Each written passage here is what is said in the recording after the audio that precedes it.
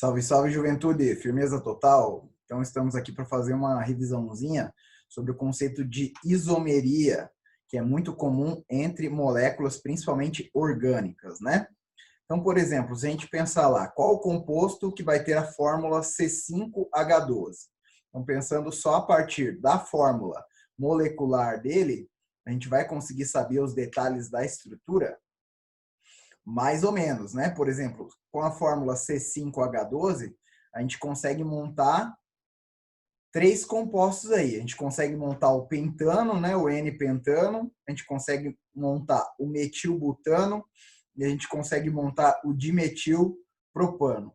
Perceba então que a gente montou aqui três compostos diferentes que possuem 5 carbonos e 12 hidrogênios, né?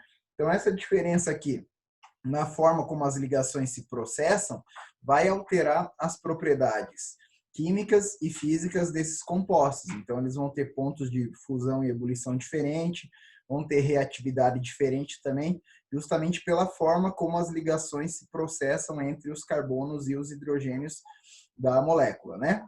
Então, só a partir da fórmula molecular, que dá a proporção entre os elementos que estão se ligando ali, não dá para a gente saber precisamente todas as informações, né? E esse fenômeno, onde você consegue montar várias estruturas diferentes com a mesma quantidade de átomos dos elementos, é chamado de isomeria. Então, isomeria, capacidade de formar várias substâncias a partir de uma fórmula molecular, né? Então, várias substâncias diferentes que possuem a mesma fórmula molecular, esse é o fenômeno da isomeria. Beleza?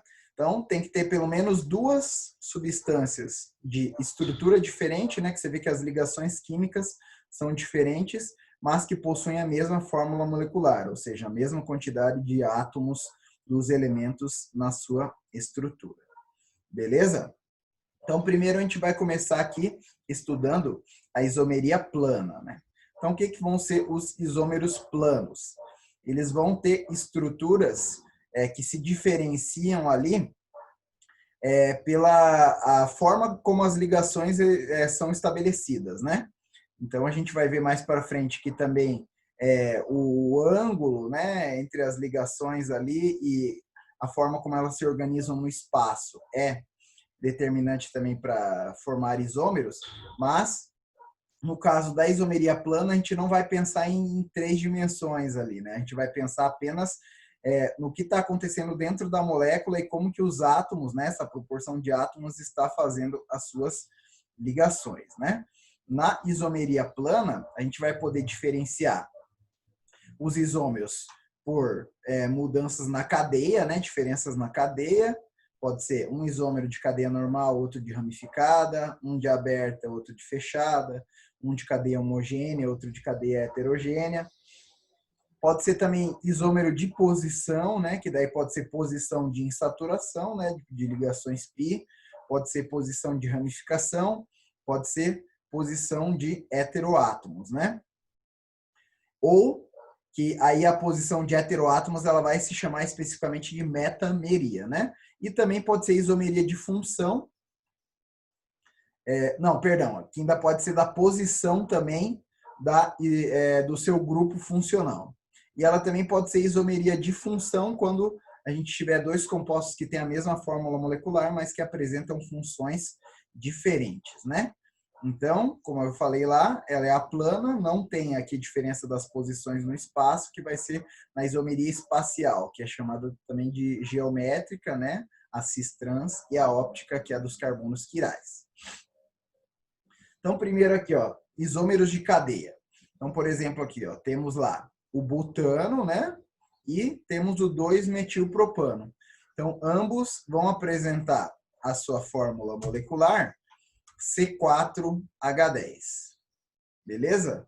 Então, se eles têm a mesma fórmula molecular, mas têm estruturas diferentes, então, ó, uma cadeia é normal e a outra cadeia é ramificada. Então, a gente considera eles como isômeros de cadeia. Um cadeia normal, outro cadeia ramificada. Beleza? Também temos isômeros de cadeia em que uma cadeia é aberta e outra cadeia é fechada. Então, por exemplo, ó, o ciclopropano e o propeno vão apresentar a fórmula C2H6. Beleza? Então, a gente observa que, como o nome dele já diz, é um ciclo, então ele é uma cadeia fechada, né? Já o propeno é uma cadeia aberta e uma cadeia aberta insaturada, né? Então, se ele fosse o propano, a quantidade de hidrogênios seria diferente da do ciclo propano, e aí não possibilitaria o fenômeno da isomeria, pois teríamos compostos com fórmulas estruturais, com fórmulas moleculares diferentes, né? Para equivaler aqui à insaturação, né? A gente precisa fechar a cadeia, né? Quando você fecha a cadeia, você não vai ter nunca o CH3, né, nas pontas, que a gente sempre encontra no caso de quando você encontra um carbono sp3 numa extremidade de uma cadeia, né? Tipo esse aqui, ó. Quando você tem um ciclo, aí ele nunca vai ter um CH3 porque todos os carbonos vão fazer pelo menos 2 ligações com outros carbonos, né? Sendo assim, para equivaler isso aí, o composto tem que apresentar pelo menos uma ligação dupla aqui. Beleza? Então também pode ser isomeria plana de cadeia, uma aberta e outra fechada. Outro tipo de isomeria plana de cadeia é quando uma estrutura é homogênea e a outra estrutura é heterogênea, né? Então, por exemplo, aqui a gente tem a etanamina, então, que não vai ser uma cadeia heterogênea, ela vai ser uma cadeia homogênea, porque para ser heterogênea, o heteroátomo, que no caso aqui é o N, teria que estar entre 2 carbonos, né? Então, aqui é uma cadeia homogênea para etanamina. Já para N-metil-metanamina, a gente vai ter uma cadeia heterogênea, porque perceba que o N está entre 2 carbonos, né? Quando isso se dá, a gente chama ele de heteroátomo, então transforma a cadeia numa cadeia heterogênea. Então, a diferença aqui é uma cadeia homogênea, que é uma cadeia heterogênea, então são isômeros de cadeia também. Beleza? Agora, em relação à posição. Em relação à posição, a gente pode ter diferença de posição de radical, né, da ramificação, como, por exemplo, aqui, a gente está com o 2-metilpentano e o 3-metilpentano. Então, a ramificação é a mesma, a diferença é só na posição, né? Na primeira ela fica na posição 2, na segunda ela fica na posição 3. Beleza? Então, aqui é outro tópico já de isomeria. A gente vai classificar elas em cadeia, posição, metameria,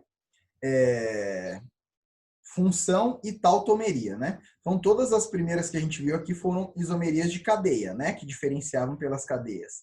Normal ramificada, aberta e fechada, homogênea e heterogênea. Agora a gente passou para outro tópico, outra classificação. Isômeros de posição. Entre os isômeros de posição, que pode variar é a posição da ramificação, né, do radical. Então, como a gente já mostrou aqui, 2-metilpentano, 3-metilpentano variam na posição do radical. Ou também pode ser posição da insaturação, como a gente está vendo aqui, né? But1-eno e but2-eno. Então, aqui, o but1-eno apresenta a insaturação, né, a ligação π, entre os carbonos 1 e 2. Já o but2-eno apresenta aqui a insaturação entre os carbonos 2 e 3. Então, a posição da insaturação mudou, mas ambos apresentam a mesma fórmula molecular, C4H8, portanto, eles são isômeros de posição, diferenciando pela posição da insaturação. Também pode ser a diferença na posição do grupo funcional. Então, por exemplo, aqui a gente tem o propanol, né, ou propan-1-ol, onde a hidroxila, que é o grupo funcional, está ligada ao carbono 1, e aqui a gente tem o propan-2-ol, onde a hidroxila está ligada ao carbono 2. Sendo assim, a gente vai ter diferença na posição, né? Posição da hidroxila 1, posição da hidroxila 2. Então, a gente também considera isômero de posição. Beleza? Então, isômeros de posição, que pode variar, é a posição da ramificação, a posição da insaturação ou a posição do grupo funcional. Beleza? Agora, isômeros de função. Então, no caso, isômeros de função, eles vão ter que ter a mesma fórmula molecular e pertencerem a funções diferentes. O exemplo que eu trouxe aqui é entre o propanol e o metoxipropano. Então, o propanol é um álcool, tem a hidroxila ligada ao carbono sp3, metoxipropano é um éter, né? Então, eles dois aqui apresentam a fórmula C3H8O e aí vão apresentar funções diferentes. Beleza? Então, você notou que os compostos têm funções orgânicas diferentes e apresentam a mesma fórmula molecular. Eles são isômeros de função. Vai ocorrer com vários pares de funções. Pode ser com álcool éter, aqui como a gente fez. Pode ser entre um ácido carboxílico e um éster, né? Pode ser também compostos que apresentam mais de uma função, né? Um pode apresentar sendo uma amida, outro pode apresentar sendo uma cetona e uma amina na mesma fórmula, né? Então, tudo depende. Mas se você vê que apresenta funções orgânicas diferentes e tem a mesma fórmula molecular, as duas moléculas, eles vão ser isômeros de função. Beleza? Metameria vai ser um tipo especial de isomeria de posição, né? Que o que vai variar é a posição do heteroátomo. Então, aqui, isômero de função seria mais um tópico, né, dentre as classificações, metameria também. Vou colocar um tópico aqui para deixar bem claro, né? Metameria está entre as classificações, são 5, né? Cadeia, posição, função, metameria e tautomeria. Beleza? Metameria é quando a posição do heteroátomo é que se altera. Então, por exemplo, aqui a gente tem o etoxietano. Perceba que o oxigênio está entre os carbonos 2 e 3. E aqui a gente tem o metoxipropano, em que o oxigênio está entre os carbonos 1 e 2. Então, o oxigênio aqui que se apresenta como heteroátomo, ele vai mudar de posição, né, entre os dois compostos. No metoxipropano ele está entre o 1 e o 2. No etoxietano ele está entre o 2 e o 3. Beleza? Então, variou a posição do heteroátomo, a gente vai classificar como metameria. Beleza? Por último, o último tipo de isomeria plana é a tautomeria, né? Então, a palavra vem do grego, né? Tautos, que significa dois de si mesmo, e meros, partes, né? Então, é um composto instável que pode se transformar em outro para tentar se estabilizar. Esse fenômeno sempre vai acontecer com enóis, beleza? Vamos grifar os enóis aqui, ó. Deixar eles em negrito, na verdade. Sempre que tiver um enol, vai ter a possibilidade de ocorrer o fenômeno da tautomeria, porque a insaturação, né, a ligação π aqui, muito próxima ao oxigênio, é instável, pelo fato do oxigênio ser um átomo muito eletronegativo. Então, ele vai querer atrair os elétrons para si e vai acabar roubando esses elétrons da ligação π que era estabelecida antes entre os dois carbonos.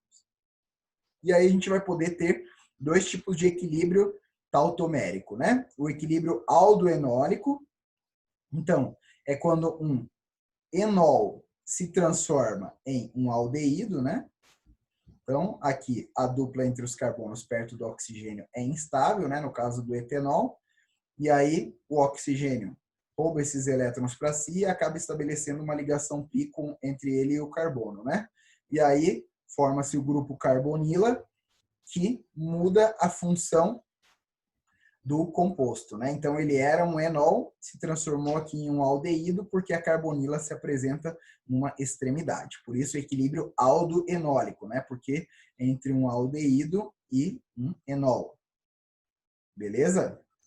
Sendo assim, no caso de enóis primários, a gente vai sempre estabelecer esse equilíbrio aldoenólico, porque se o enol for primário, né? O OH estiver ligado a um carbono primário, vai ser um carbono de extremidade, e assim vai se transformar em uma carbonila de extremidade, que é a característica dos aldeídos.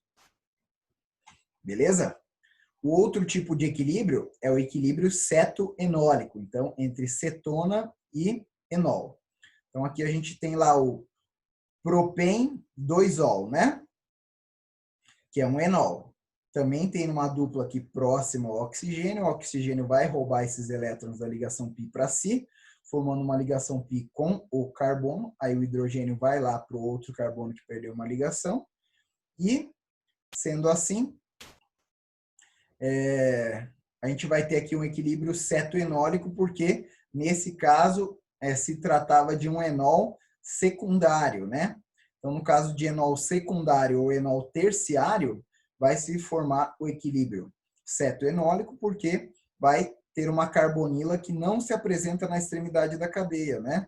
Que é a característica de cetona. Então, era um enol, se transformou em uma cetona através do fenômeno de tautomeria. Beleza? Então, a tautomeria seria um tipo especial de isomeria de função, né? Em que a gente vai ter sempre o enol envolvido, virando uma cetona, se for um enol secundário ou terciário, ou virando um aldeído, se ele for um enol primário, né?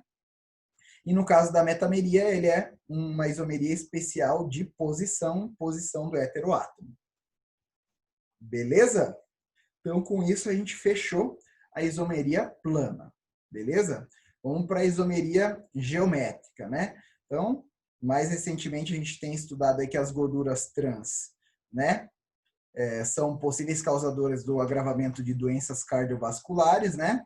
Porque aumentam a lipoproteína de baixa densidade, né? Então, que seria, no caso, o colesterol ruim, né? O LDL.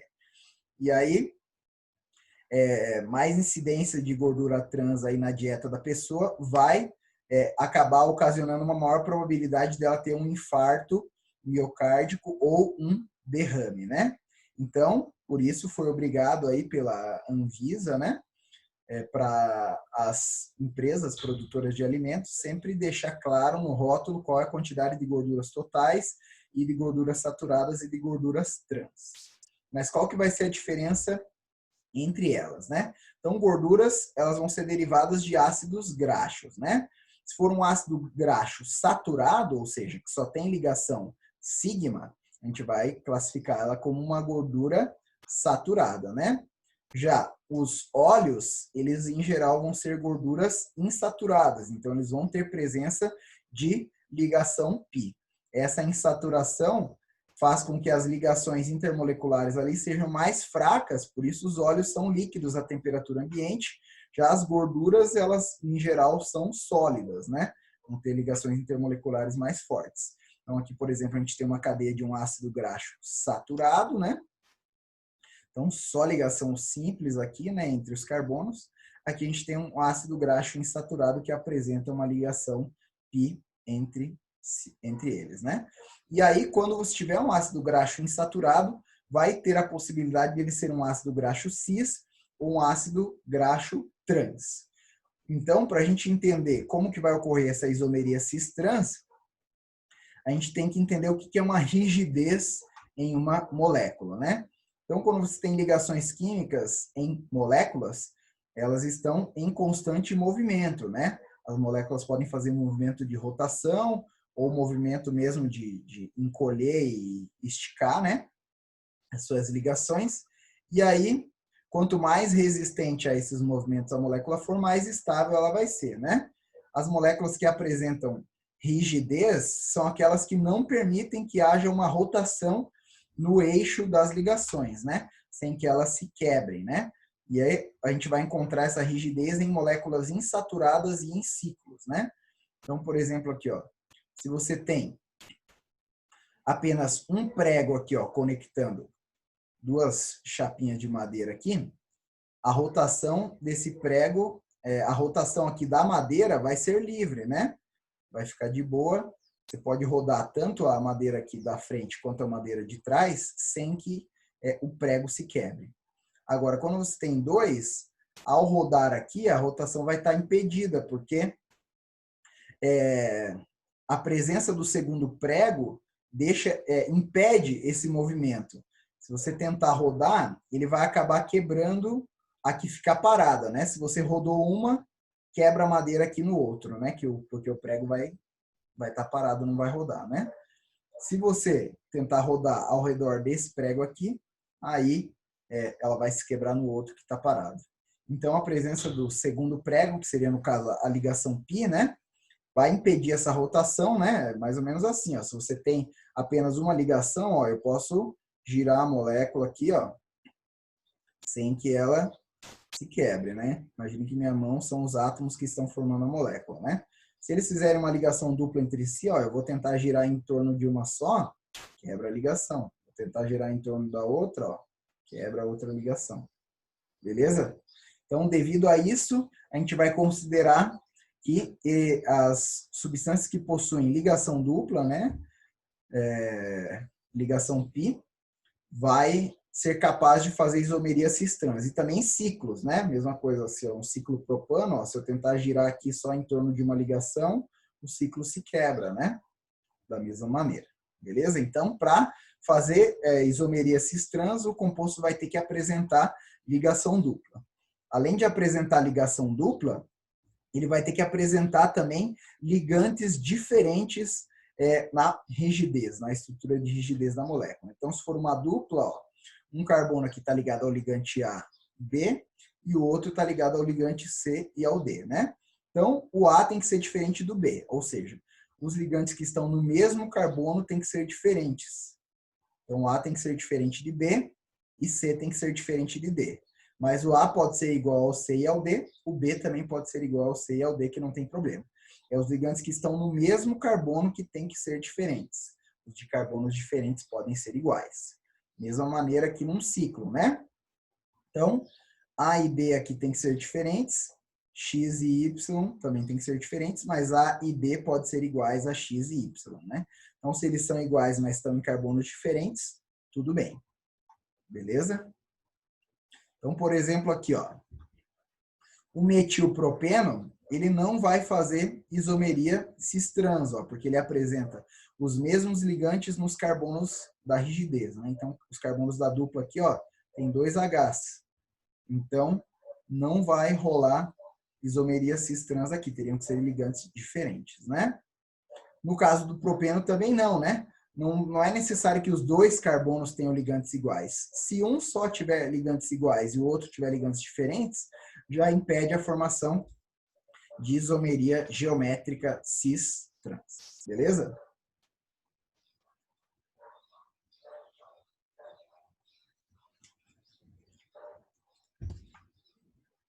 Já no caso aqui, ó, do but2-eno e do pente2-eno, aí sim, ó, a gente nota que eles apresentam no carbono da insaturação, ó, o metil e o hidrogênio. Então, são ligantes diferentes. Aqui também, metil e hidrogênio.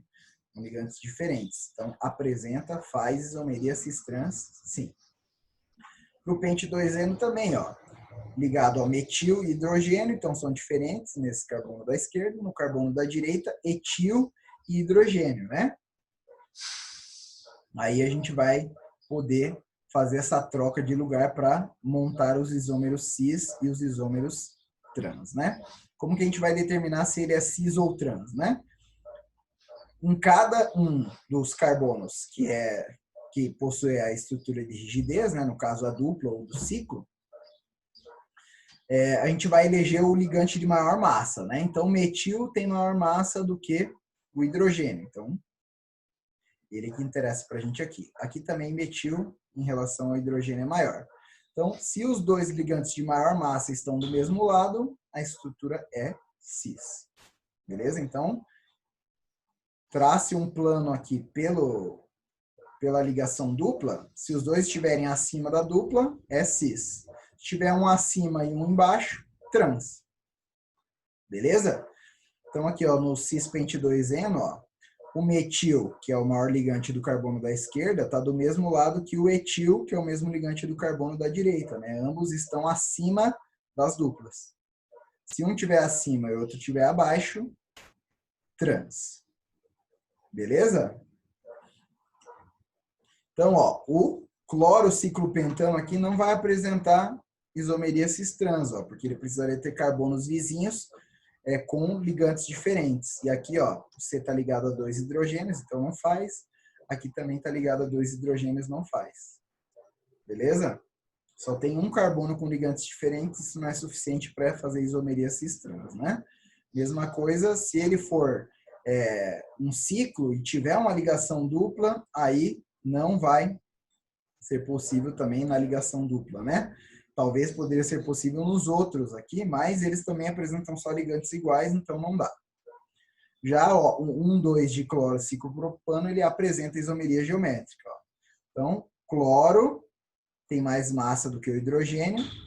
Então, se os dois cloros estão aqui acima da ligação entre os carbonos de rigidez, né? Aí, estrutura cis, né? Um acima, outro abaixo, estrutura trans. Lembrando que você vai olhar sempre o primeiro átomo que está ligado ao carbono, né? Então, por exemplo, lá, se fosse um metil comparado com um cloro, o cloro venceria, independente do metil parecer maior, né? Parecer ter mais massa, por ter mais átomos, mas você vai comparar o átomo primeiro que está ligado ao carbono. Se der empate, aí você vai para os próximos. Beleza? Então, aqui, ó, por exemplo, o composto 1 não faz isomeria cis-trans. Ó. Ligantes iguais em um carbono não vai rolar. Composto 2 faz. Ó. Tem bromo e hidrogênio em um carbono, hidroxila e hidrogênio no outro. Como o bromo aqui é o maior massa na esquerda e o OH é o de maior massa na direita, então ó, essa é uma estrutura trans.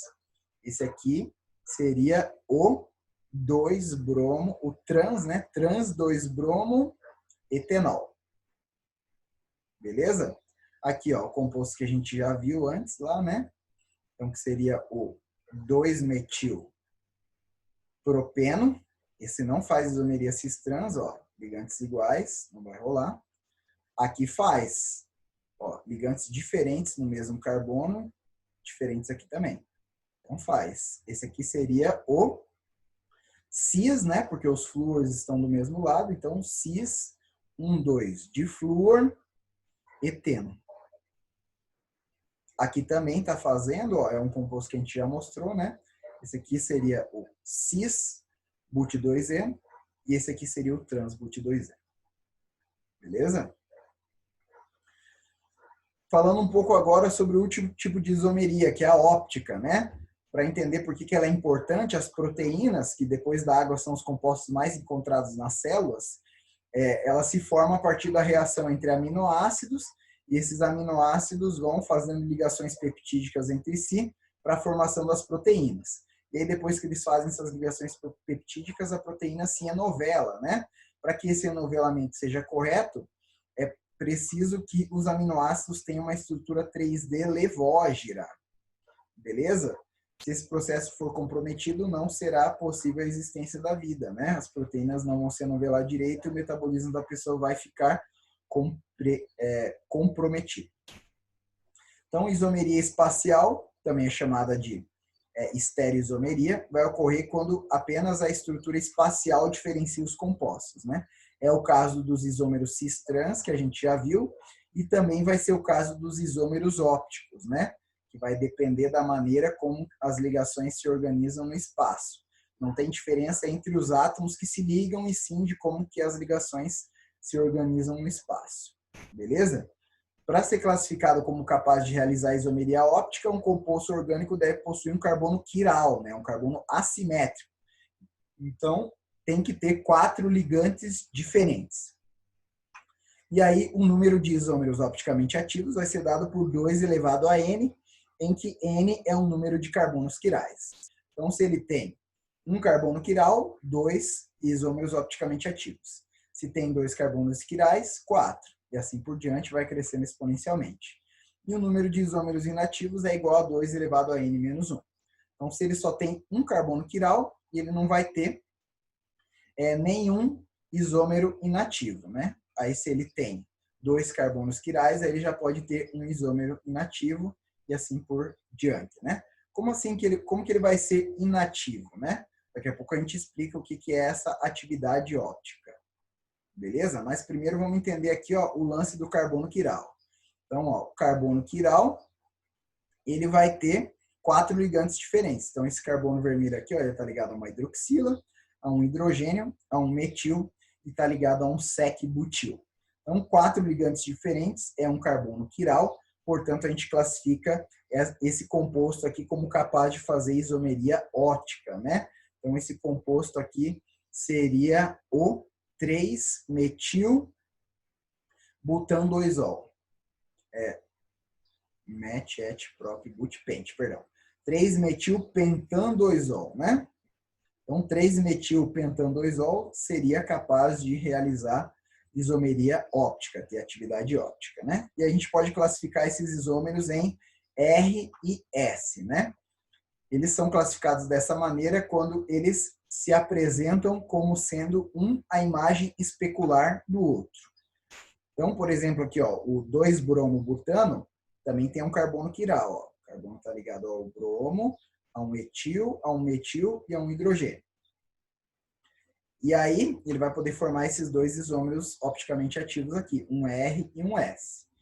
Para fazer isso, o ideal é você desenhar em 3 dimensões aqui, colocar o ligante de menor massa para trás, e aí começar pela ordem do de maior massa, para o segundo e para o terceiro, e ver. Se ele girar aqui para a esquerda, né, no sentido anti-horário, aí a gente classifica ele como isômero S, né? S é onde a rotação acontece no sentido anti-horário. A rotação aqui no sentido de prioridade de massa dos ligantes, né? Então, o bromo é o que tem mais massa, depois o etil, depois o metil. Então, girou assim para a esquerda, isômero S, S2-bromobutano. Agora, ó, a imagem especular dele, né? Então, se a gente colocasse um espelho aqui, seria o outro isômero opticamente ativo, que seria o R, né? Então, ó, aqui a gente segue o giro para a direita, então no sentido horário, né? Que é o caso do 2-bromobutano R, né? O R2-bromobutano. Beleza? Jogamos aqui para trás o de menor massa e aí, ó, a ordem ficou girando no sentido horário. Beleza? Aqui também tem outro, ó, o 3-clorohexano, o R3-clorohexano, ó. O giro dele vai ser para a direita. Ó. O hidrogênio ignora ele porque é o menor, né? Então, primeiro é o cloro, de mais massa, depois propil, depois etil. Lembra lá, não importa quantos carbonos tem. Comparou um carbono com o cloro perde porque tem menos massa. Só quando empata carbono e carbono, aí você vai vendo os próximos, né? Então, primeiro cloro, depois propil, depois etil, né? Então, girou aqui no sentido horário, para a direita, né? R, isômero R. Girou no sentido anti-horário, é o S, né? Imagem especular no outro. Então, os isômeros acima são considerados enantiômeros. Eles vão ser considerados enantiômeros quando um é a imagem especular do outro. Já quando eles não forem a imagem especular um do outro, aí eles vão ser considerados diastereoisômeros, né? Que é o caso lá dos isômeros cis-trans, que é o caso de outros isômeros ópticos aqui, que não forem, no caso de compostos que tiverem mais de um carbono quiral. Quando tiver mais de um carbono quiral, você vai ter a chance de formar isômeros ópticos que não são a imagem especular um do outro. Se tiver só um carbono quiral, sempre um vai ser a imagem especular um do outro. Beleza? E aí, como é uma diferença muito pequena entre esses isômeros, para identificar eles é utilizado o desvio da luz polarizada, né? Então, a luz branca, que é a luz normal que a gente conhece, né? A luz solar, de lâmpadas, ela se propaga ali em todas as direções, né? Então, ela vai se propagar em todos os planos, em todas as direções, né? Já a luz polarizada é utilizado um equipamento que consegue organizar os raios que são emitidos ali para que eles fiquem variando em apenas um plano, né? Então, um plano XY, por exemplo, aqui eles estão variando e aí ela é chamada de luz polarizada. Quando a luz polarizada atravessa uma substância, pode ocorrer uma das 3 situações abaixo. Aqui, ó. Ela pode vibrar alterar, né? Desviar sua vibração para a direita, então significando que existe uma solução com um composto destrógeno lá dentro, porque desviou para a direita, né? Ou a vibração da luz pode ser desviada para a esquerda, que é o caso dos levógenos, que é o que precisa que os nossos aminoácidos sejam para que o enovelamento das proteínas seja correto, e pode ocorrer de não acontecer desvio na luz polarizada, né? Então, a gente vai ter algumas opções aí. O composto pode ser opticamente inativo, né? Então, não fazer isomeria óptica, não ter carbono quiral, ou pode ser uma mistura, né? Tipo, se eu tivesse 50% aqui da minha composição de solução do R3-clorohexano e os outros 50% do S,3-clorohexano, o que o R desviaria para a direita, o S desviaria para a esquerda, acabaria que os desvios se anulariam, isso a gente chama de mistura racêmica, quando a gente tem exatamente a mesma quantidade do composto R e do S em uma solução. Beleza? Ou também poderia ser um meso. O meso é quando existe mais de um carbono quiral e a gente vai ter um carbono R e outro carbono S. Então, o que um desvia para a direita anula o que o outro desvia para a esquerda, anulando a atividade óptica da substância, né? Sendo assim, então, a atividade óptica seria o desvio da luz polarizada, que aí é utilizada para a identificação desses compostos que possuem carbono quiral. Beleza, pessoal? Com isso, então, a gente concluiu a nossa revisão de isomeria. Agradeço a atenção de vocês. Até a próxima aula.